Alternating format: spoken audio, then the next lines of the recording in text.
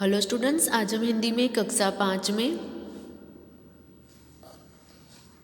सरस्वती व्याकरण निधि से पाठ 8 विशेषण, इस पाठ की हम पुनरावृत्ति करेंगे। विशेषण, तो बच्चों ये पाठ हम पहले भी पढ़ चुके हैं। तो सबसे पहले हम विशेषण की परिभाषा देख लेते हैं। जो शब्द संज्ञा या सर्वनाम शब्दों की विशेषताएं बताते हैं उन्हें विशेषण कहते हैं। यानी कि जो शब्द संज्ञा या सर्वनाम शब्दों की विशेषताएं बताते हैं उन्हें विशेषण कहते हैं। विशेषण शब्दों से हम किसी व्यक्ति अथवा वस्तु का वर्णन उचित रूप से कर सकते हैं। संज्ञा या सर्वनाम शब्दों के साथ कैसा, कैसी, कितना, कितनी प्रश्न करने पर जो उत्तर मिलता है वे विशेषण शब्द होते हैं। जैसे सभी लड़कों ने नीली कमीज पहनी थी। हमारी कक्षा में 40 छात्र हैं। हम रोज 2 लीटर दूध लेते हैं। ठीक है, तो पहला जो वाक्य है वो है सभी लड़कों ने नीली कमीज पहनी थी। कितने लड़के? सभी। उसके बाद है हमारी कक्षा में 40 छात्र हैं। कितने छात्र? तो 40। और हम रोज 2 लीटर दूध लेते हैं। कितना दूध? तो 2 लीटर।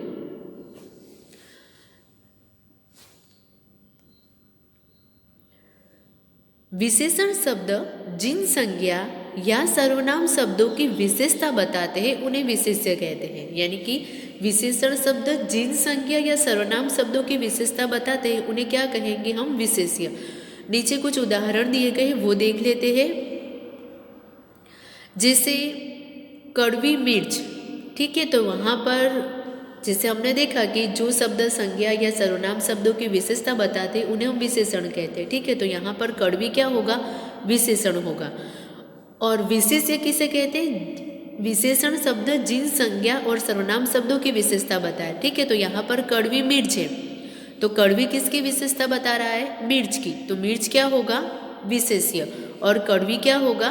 विशेषण। ऐसे यहाँ पर बच्चों ऊंची इमारत। ठीक है, तो ऊंची विशेषण होगा। किसकी विशेषता बता रहे हैं? तो इमारत की। तो इमारत क्या होगा यहाँ पर? विशेष्य। तो विशेषण शब्द जिन संज्ञा या सर्वनाम शब्दों की विशेषता बताते हैं उन्हें विशेष्य कहते हैं। विशेषण के भेद, तो बच्चों विशेषण के 4 भेद है, 4 प्रकार है। गुणवाचक विशेषण, परिमाणवाचक विशेषण, संख्यावाचक विशेषण और सार्वनामिक विशेषण। इस प्रकार विशेषण के 4 भेद होते हैं।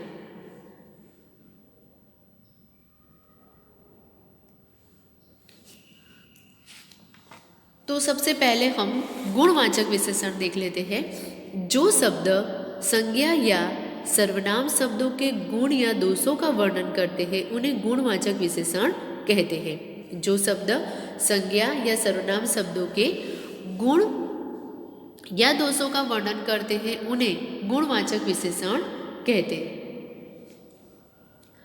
दूसरा है संख्यावाचक विशेषण। जिन संज्ञा या सर्वनाम शब्दों की गणना की जा सकती है वे संख्यावाचक विशेषण होते हैं। यानी कि जिन संज्ञा या सर्वनाम की गणना की जाती है, जैसे कि परीक्षा में जैसे एक एग्जाम्पल, एक उदाहरण मैं आपको यहाँ पर बता रही हूँ। परीक्षा पत्र में 10 प्रश्न थे। कुछ प्रश्न मुझे अच्छी तरह से नहीं आते थे। 4 प्रश्नों के उत्तर मैंने याद किए हुए थे, कुछ थोड़े बहुत याद थे और बाकी प्रश्नों के उत्तर मैंने तुक्के से लिखे। तो यहाँ पर बच्चों आपने देखा कि परीक्षा पत्र में 10 प्रश्न थे, तो 10। कुछ प्रश्न मुझे अच्छी तरह से नहीं आते थे, तो कुछ। 4 प्रश्नों के उत्तर मैंने याद किए हुए थे, तो ये वाक्य में क्या? 4। कुछ थोड़े बहुत याद थे, तो कुछ। और बाकी प्रश्नों के उत्तर मैंने तुक्के से लिखे, तो बाकी। तो यहाँ पर मैंने जो उदाहरण आपको बताए वो क्या करवा रहा है? संख्या का बोध करवा रहा है। जैसे 10, कुछ, 4, बाकी आदि। तो जिन संज्ञा या सर्वनाम शब्दों की गणना की जा सकती है वे संख्यावाचक विशेषण होते हैं।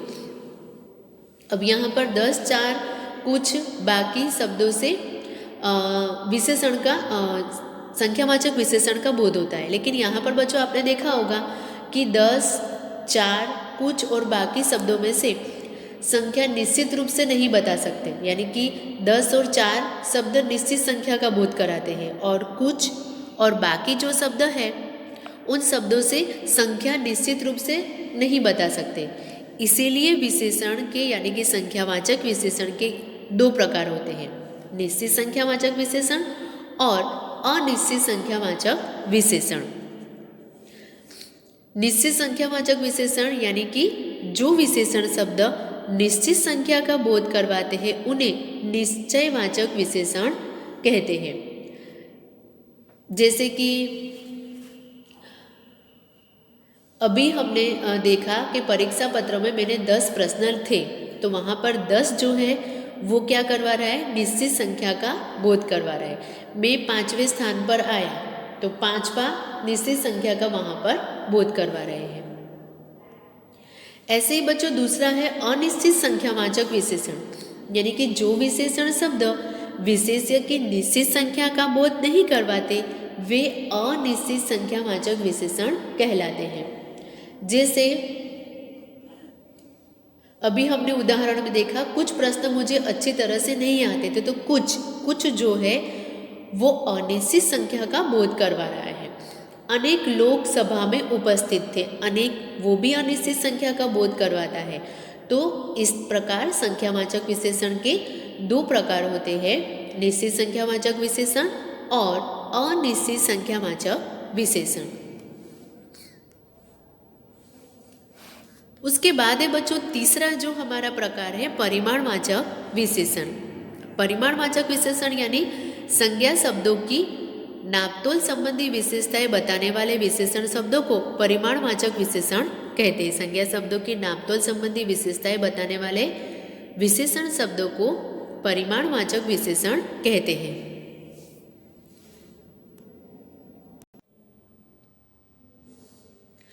जैसे कि माँ 2 किलो चावल लाई, थोड़ा सा आटा दे दो, हम रोज 4 लीटर दूध लाते हैं।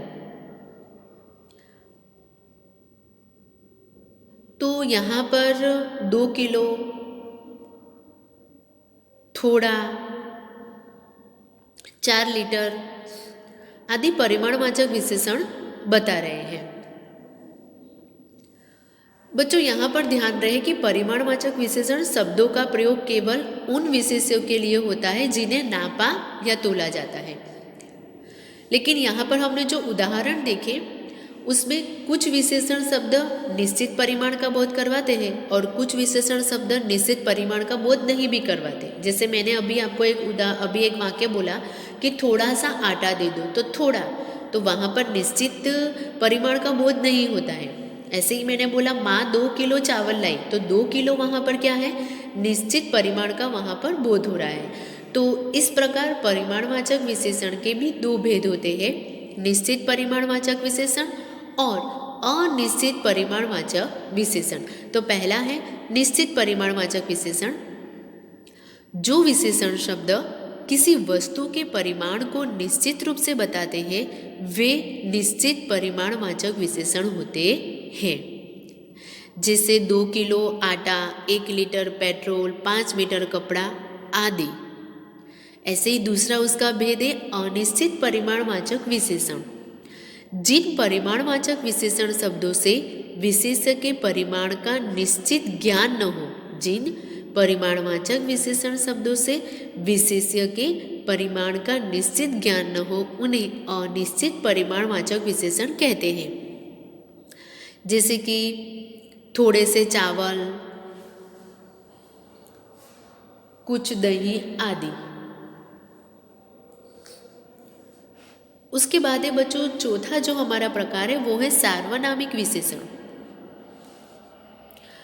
जो सर्वनाम शब्द संज्ञा शब्दों से पहले आकर उसकी विशेषता का बोध कराते हैं ऐसे शब्द सार्वनामिक विशेषण कहलाते हैं। जो सर्वनाम शब्द संज्ञा शब्दों से पहले आकर उसकी विशेषता का बोध कराते हैं ऐसे शब्द सार्वनामिक विशेषण कहलाते हैं।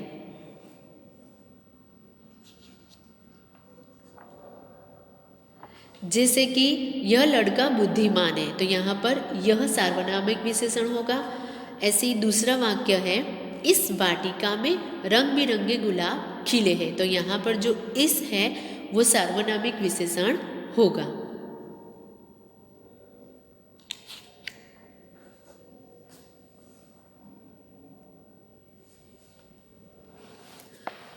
तो बच्चों यहाँ पर हमने संज्ञा या सर्वनाम की विशेषता बताने वाले शब्द विशेषण कहलाते हैं। यानी कि हमने विशेषण की परिभाषा देखी, उसके बाद विशेष्य। जिन संज्ञा या सर्वनाम शब्दों की विशेषता बताई जाए उन्हें विशेष्य कहते हैं। विशेषण के 4 भेद होते हैं: गुणवाचक, संख्यावाचक, परिमाणवाचक और सार्वनामिक विशेषण। गुण, दोष व स्वभाव का बोध कराने वाले शब्द गुणवाचक विशेषण कहलाते हैं। संख्यावाचक विशेषण विशेष्य की निश्चित अथवा अनिश्चित संख्या का बोध करवाते हैं। जिन वस्तुओं को नाप या तोलकर खरीदा जाता है उन शब्दों के साथ परिमाणवाचक विशेषण का प्रयोग होता है। ये विशेषण भी निश्चित और अनिश्चित 2 प्रकार के होते हैं। संज्ञा से पहले लगने वाले सर्वनाम शब्द सार्वनामिक विशेषण कहलाते हैं। तो बच्चों हमने आज विशेषण पाठ को पढ़ा। तो बच्चों आज हम यहाँ तक ही देखेंगे। आज के लिए इतना ही। Thank you.